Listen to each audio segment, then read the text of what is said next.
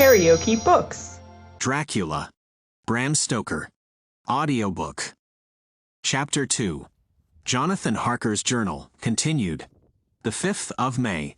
I must have been asleep, for certainly if I had been fully awake, I must have noticed the approach of such a remarkable place.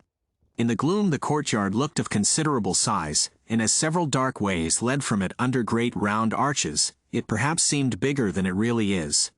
I have not yet been able to see it by daylight. When the caleche stopped, the driver jumped down and held out his hand to assist me to alight. Again I could not but notice his prodigious strength. His hand actually seemed like a steel vice that could have crushed mine if he had chosen. Then he took out my traps and placed them on the ground beside me as I stood close to a great door, old and studded with large iron nails, and set in a projecting doorway of massive stone. I could see even in the dim light that the stone was massively carved, but that the carving had been much worn by time and weather. As I stood, the driver jumped again into his seat and shook the reins. The horses started forward, and trap and all disappeared down one of the dark openings. I stood in silence where I was, for I did not know what to do. Of bell or knocker there was no sign. Through these frowning walls and dark window openings, it was not likely that my voice could penetrate. The time I waited seemed endless, and I felt doubts and fears crowding upon me. What sort of place had I come to, and among what kind of people? What sort of grim adventure was it on which I had embarked? Was this a customary incident in the life of a solicitor's clerk sent out to explain the purchase of a London estate to a foreigner? Solicitor's clerk.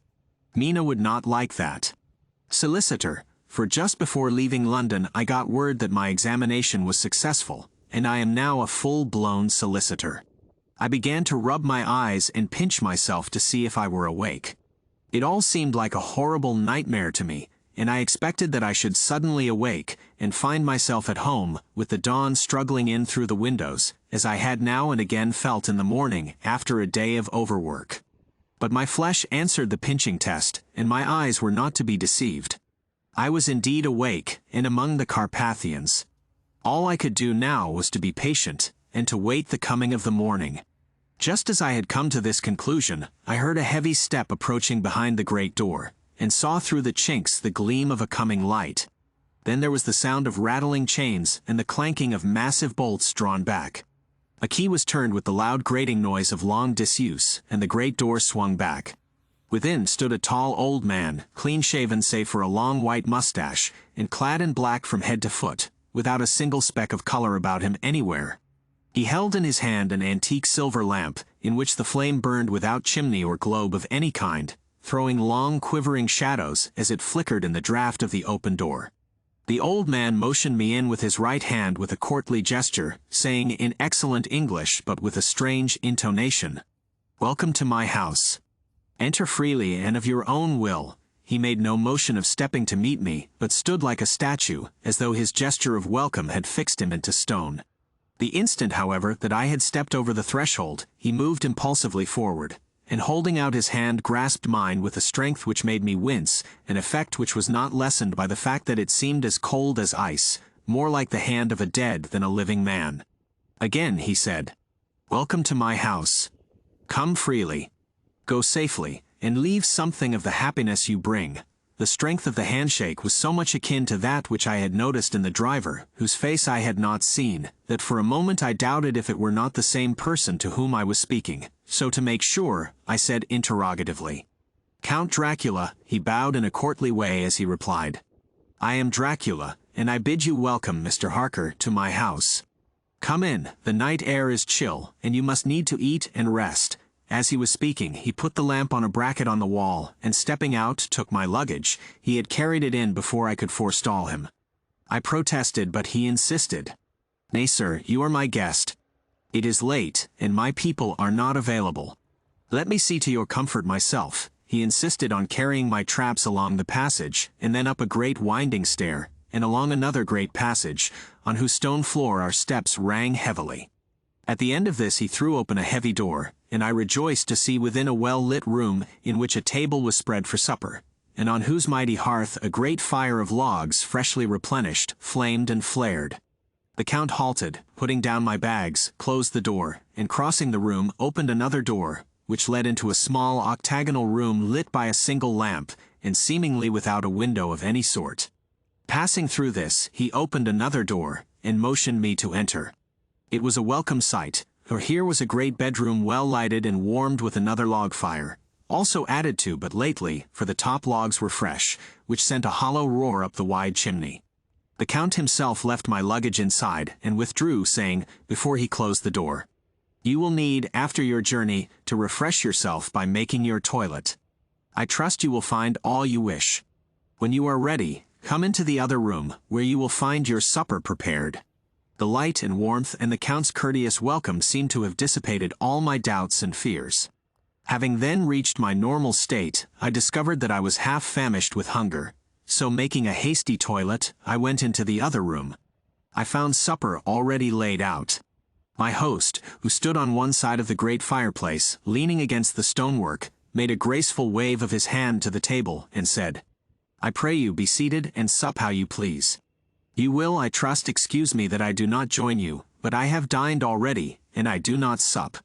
I handed to him the sealed letter which Mr. Hawkins had entrusted to me. He opened it and read it gravely. Then, with a charming smile, he handed it to me to read. One passage of it, at least, gave me a thrill of pleasure. "I must regret that an attack of gout, from which malady I am a constant sufferer, forbids absolutely any traveling on my part for some time to come. But I am happy to say I can send a sufficient substitute, one in whom I have every possible confidence. He is a young man, full of energy and talent in his own way, and of a very faithful disposition. He is discreet and silent, and has grown into manhood in my service. He shall be ready to attend on you when you will during his stay, and shall take your instructions in all matters." The Count himself came forward and took off the cover of a dish, and I fell to at once on an excellent roast chicken. This, with some cheese and a salad and a bottle of old Tokay, of which I had 2 glasses, was my supper. During the time I was eating it, the Count asked me many questions as to my journey, and I told him by degrees all I had experienced. By this time I had finished my supper, and by my host's desire had drawn up a chair by the fire and begun to smoke a cigar, which he offered me, at the same time excusing himself that he did not smoke. I had now an opportunity of observing him, and found him of a very marked physiognomy. His face was a very strong aquiline, with high bridge of the thin nose and peculiarly arched nostrils, with lofty domed forehead, and hair growing scantily round the temples but profusely elsewhere. His eyebrows were very massive, almost meeting over the nose, and with bushy hair that seemed to curl in its own profusion. The mouth, so far as I could see it, under the heavy mustache, was fixed and rather cruel-looking, with peculiarly sharp white teeth. These protruded over the lips, whose remarkable ruddiness showed astonishing vitality in a man of his years. For the rest, his ears were pale, and at the tops extremely pointed. The chin was broad and strong, and the cheeks firm though thin. The general effect was one of extraordinary pallor.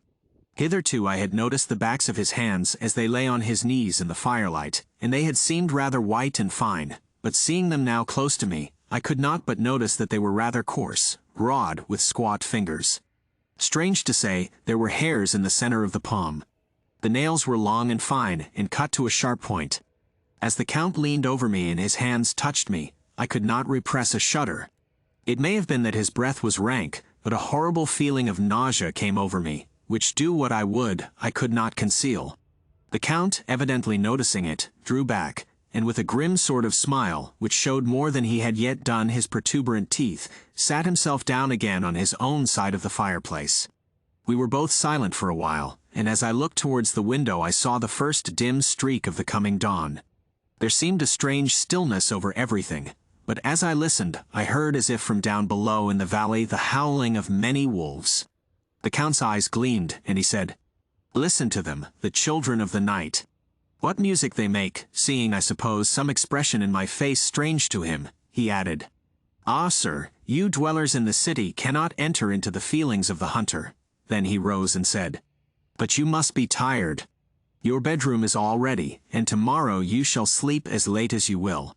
I have to be away till the afternoon, so sleep well and dream well." With a courteous bow, he opened for me himself the door to the octagonal room, and I entered my bedroom. I am all in a sea of wonders. I doubt, I fear, I think strange things, which I dare not confess to my own soul. God keep me, if only for the sake of those dear to me. The 7th of May, it is again early morning, but I have rested and enjoyed the last 24 hours. I slept till late in the day, and awoke of my own accord. When I had dressed myself, I went into the room where we had supped, and found a cold breakfast laid out, with coffee kept hot by the pot being placed on the hearth. There was a card on the table, on which was written, "I have to be absent for a while.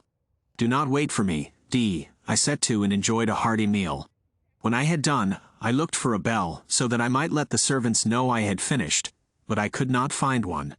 There are certainly odd deficiencies in the house, considering the extraordinary evidences of wealth which are round me. The table service is of gold, and so beautifully wrought, that it must be of immense value.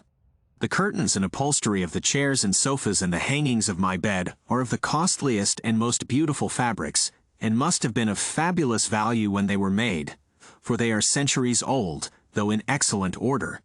I saw something like them in Hampton Court, but there they were worn and frayed and moth-eaten. But still in none of the rooms is there a mirror. There is not even a toilet glass on my table, and I had to get the little shaving glass from my bag before I could either shave or brush my hair. I have not yet seen a servant anywhere, or heard a sound near the castle, except the howling of wolves. Some time after I had finished my meal, I do not know whether to call it breakfast or dinner, for it was between 5 and 6 o'clock when I had it. I looked about for something to read, for I did not like to go about the castle until I had asked the Count's permission. There was absolutely nothing in the room, book, newspaper, or even writing materials, so I opened another door in the room and found a sort of library. The door opposite mine I tried, but found it locked.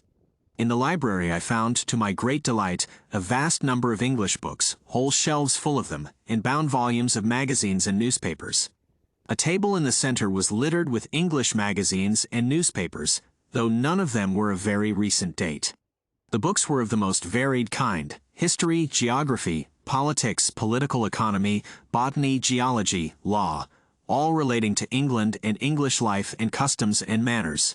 There were even such books of reference as the London Directory, the Red and Blue Books, Whitaker's Almanac, the Army and Navy lists, and, it somehow gladdened my heart to see it, the Law List.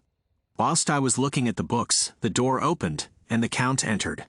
He saluted me in a hearty way, and hoped that I had had a good night's rest. Then he went on, "I am glad you found your way in here, for I am sure there is much that will interest you. These companions," and he laid his hand on some of the books, "have been good friends to me, and for some years past, ever since I had the idea of going to London, have given me many, many hours of pleasure. Through them I have come to know your great England, and to know her is to love her. I long to go through the crowded streets of your mighty London, to be in the midst of the whirl and rush of humanity, to share its life, its change, its death, and all that makes it what it is. But alas! As yet I only know your tongue through books. To you, my friend, I look that I know it to speak." "But Count," I said, "you know and speak English thoroughly." He bowed gravely. "I thank you, my friend, for your all too flattering estimate, but yet I fear that I am but a little way on the road I would travel. True, I know the grammar and the words, but yet I know not how to speak them." "Indeed," I said, "you speak excellently." "Not so," he answered. "Well, I know that, did I move and speak in your London, none there are who would not know me for a stranger. That is not enough for me. Here I am noble, I am boyar, the common people know me, and I am master. But a stranger in a strange land, he is no one, men know him not, and to know not is to care not for. I am content if I am like the rest, so that no man stops if he see me, or pause in his speaking if he hear my words. Ha ha! A stranger, I have been so long master that I would be master still, or at least that none other should be master of me. You come to me not alone, as agent of my friend Peter Hawkins, of Exeter, to tell me all about my new estate in London. You shall, I trust, rest here with me a while, so that by our talking I may learn the English intonation, and I would that you tell me when I make error, even of the smallest, in my speaking. I am sorry that I had to be away so long today, but you will, I know, forgive one who has so many important affairs in hand." Of course I said all I could about being willing, and asked if I might come into that room when I chose. He answered, "Yes, certainly," and added, "You may go anywhere you wish in the castle, except where the doors are locked, where of course you will not wish to go. There is reason that all things are as they are, and did you see with my eyes and know with my knowledge, you would perhaps better understand." I said I was sure of this, and then he went on. "We are in Transylvania, and Transylvania is not England. Our ways are not your ways, and there shall be to you many strange things. Nay, from what you have told me of your experiences already, you know something of what strange things there may be." This led to much conversation, and as it was evident that he wanted to talk, if only for talking's sake, I asked him many questions regarding things that had already happened to me or come within my notice. Sometimes he sheered off the subject, or turned the conversation by pretending not to understand, but generally he answered all I asked most frankly. Then as time went on, and I had got somewhat bolder, I asked him of some of the strange things of the preceding night, as for instance, why the coachman went to the places where he had seen the blue flames. He then explained to me that it was commonly believed that on a certain night of the year, last night in fact, when all evil spirits are supposed to have unchecked sway, a blue flame is seen over any place where treasure has been concealed. "That treasure has been hidden," he went on. "In the region through which you came last night there can be but little doubt, for it was the ground fought over for centuries by the Wallachian, the Saxon, and the Turk. Why, there is hardly a foot of soil in all this region that has not been enriched by the blood of men, patriots, or invaders. In old days there were stirring times, when the Austrian and the Hungarian came up in hordes, and the patriots went out to meet them, men and women, the aged and the children too, and waited their coming on the rocks above the passes, that they might sweep destruction on them with their artificial avalanches. When the invader was triumphant, he found but little, for whatever there was had been sheltered in the friendly soil."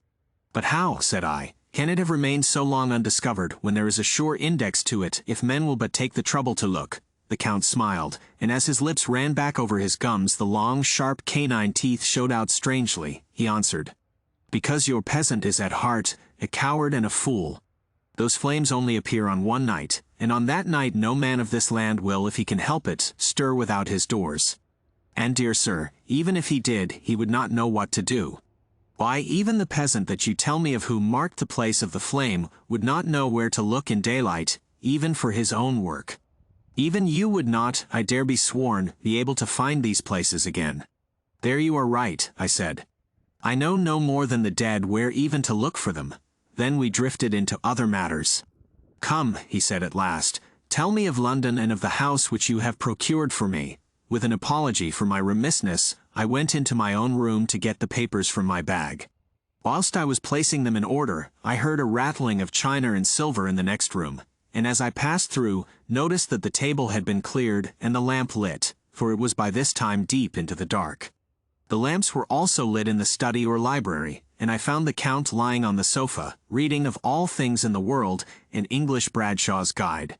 When I came in he cleared the books and papers from the table, and with him I went into plans and deeds and figures of all sorts. He was interested in everything, and asked me a myriad questions about the place and its surroundings.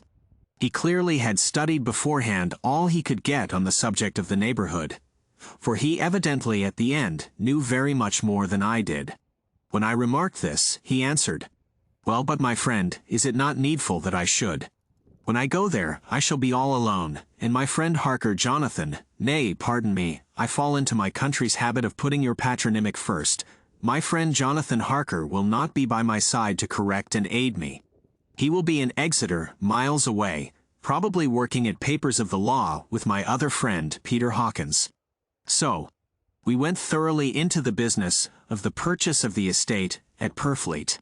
When I had told him the facts, and got his signature to the necessary papers, and had written a letter with them ready to post to Mr. Hawkins, he began to ask me how I had come across so suitable a place. I read to him the notes which I had made at the time, and which I inscribe here. At Purfleet, on a by-road, I came across just such a place as seemed to be required, and where was displayed a dilapidated notice that the place was for sale. It is surrounded by a high wall, of ancient structure, built of heavy stones, and has not been repaired for a large number of years. The closed gates are of heavy old oak and iron, all eaten with rust. The estate is called Carfax, no doubt a corruption of the old Catraface, as the house is four-sided, agreeing with the cardinal points of the compass. It contains in all some 20 acres, quite surrounded by the solid stone wall above mentioned. There are many trees on it, which make it in places gloomy, and there is a deep, dark-looking pond or small lake, evidently fed by some springs, as the water is clear and flows away in a fair-sized stream.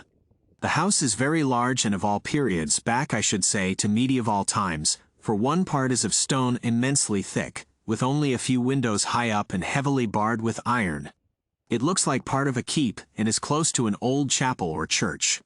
I could not enter it, as I had not the key of the door leading to it from the house, but I have taken with my Kodak views of it from various points. The house has been added to, but in a very straggling way, and I can only guess at the amount of ground it covers, which must be very great. There are but few houses close at hand, one being a very large house only recently added to, and formed into a private lunatic asylum. It is not, however, visible from the grounds. When I had finished, he said, "I am glad that it is old and big. I myself am of an old family, and to live in a new house would kill me. A house cannot be made habitable in a day, and after all, how few days go to make up a century. I rejoice also that there is a chapel of old times. We Transylvanian nobles love not to think that our bones may lie amongst the common dead. I seek not gaiety nor mirth, not the bright voluptuousness of much sunshine and sparkling waters which please the young and gay. I am no longer young, and my heart, through weary years of mourning over the dead, is not attuned to mirth. Moreover, the walls of my castle are broken, the shadows are many, and the wind breathes cold through the broken battlements and casements. I love the shade and the shadow, and would be alone with my thoughts when I may. Somehow his words and his look did not seem to accord, or else it was that his cast of face made his smile look malignant and saturnine. Presently, with an excuse, he left me, asking me to put all my papers together. He was some little time away, and I began to look at some of the books around me. One was an atlas, which I found opened naturally at England, as if that map had been much used. On looking at it, I found in certain places little rings marked, and on examining these I noticed that one was near London on the east side, manifestly where his new estate was situated.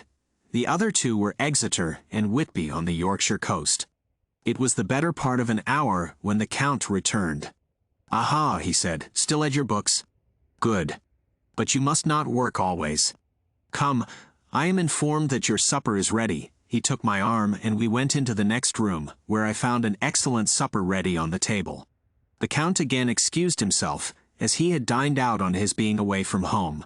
But he sat, as on the previous night, and chatted whilst I ate. After supper I smoked, as on the last evening, and the Count stayed with me, chatting and asking questions on every conceivable subject, hour after hour.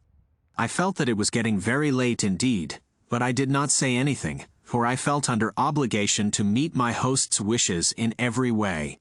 I was not sleepy, as the long sleep yesterday had fortified me, but I could not help experiencing that chill which comes over one at the coming of the dawn, which is like, in its way, the turn of the tide. They say that people who are near death die generally at the change to the dawn or at the turn of the tide. Anyone who has, when tired, and tied as it were to his post, experienced this change in the atmosphere can well believe it. All at once we heard the crow of a cock coming up with preternatural shrillness through the clear morning air. Count Dracula, jumping to his feet, said, "Why, there is the morning again. How remiss I am to let you stay up so long. You must make your conversation regarding my dear new country of England less interesting, so that I may not forget how time flies by us," and with a courtly bow, he quickly left me. I went into my own room and drew the curtains, but there was little to notice. My window opened into the courtyard. All I could see was the warm gray of quickening sky. So I pulled the curtains again, and have written of this day. The 8th of May. I began to fear as I wrote in this book that I was getting too diffuse, but now I am glad that I went into detail from the first, for there is something so strange about this place and all in it, that I cannot but feel uneasy. I wish I were safe out of it, or that I had never come. It may be that this strange night existence is telling on me, but would that that were all. If there were anyone to talk to I could bear it, but there is no one. I have only the Count to speak with, and he, I fear I am myself the only living soul within the place. Let me be prosaic so far as facts can be, it will help me to bear up, and imagination must not run riot with me. If it does, I am lost. Let me say at once how I stand, or seem to. I only slept a few hours when I went to bed, and feeling that I could not sleep any more, got up. I had hung my shaving glass by the window, and was just beginning to shave. Suddenly I felt a hand on my shoulder, and heard the Count's voice saying to me, "Good morning." I started, for it amazed me that I had not seen him, since the reflection of the glass covered the whole room behind me. In starting I had cut myself slightly, but did not notice it at the moment. Having answered the Count's salutation, I turned to the glass again to see how I had been mistaken. This time there could be no error, for the man was close to me, and I could see him over my shoulder. But there was no reflection of him in the mirror. The whole room behind me was displayed, but there was no sign of a man in it, except myself. This was startling, and, coming on the top of so many strange things, was beginning to increase that vague feeling of uneasiness which I always have when the Count is near. But at the instant I saw that the cut had bled a little, and the blood was trickling over my chin. I laid down the razor, turning as I did so half round to look for some sticking plaster. When the Count saw my face, his eyes blazed with a sort of demoniac fury, and he suddenly made a grab at my throat. I drew away, and his hand touched the string of beads which held the crucifix. It made an instant change in him, for the fury passed so quickly that I could hardly believe that it was ever there. "Take care," he said, "take care how you cut yourself. It is more dangerous than you think in this country." Then seizing the shaving glass, he went on, "And this is the wretched thing that has done the mischief. It is a foul bauble of man's vanity.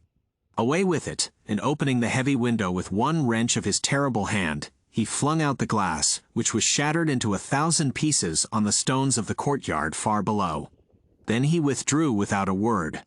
It is very annoying, for I do not see how I am to shave, unless in my watch case or the bottom of the shaving pot, which is fortunately of metal. When I went into the dining room, breakfast was prepared, but I could not find the Count anywhere. So I breakfasted alone. It is strange that as yet I have not seen the Count eat or drink. He must be a very peculiar man. After breakfast, I did a little exploring in the castle. I went out on the stairs and found a room looking towards the south. The view was magnificent, and from where I stood, there was every opportunity of seeing it. The castle is on the very edge of a terrible precipice. A stone falling from the window would fall 1,000 feet without touching anything. As far as the eye can reach is a sea of green treetops, with occasionally a deep rift where there is a chasm. Here and there are silver threads where the rivers wind in deep gorges through the forests. But I am not in heart to describe beauty, for when I had seen the view I explored further. Doors, doors, doors everywhere, and all locked and bolted. In no place, save from the windows in the castle walls, is there an available exit. The castle is a veritable prison, and I am a prisoner. If you liked what you heard, please subscribe to the channel.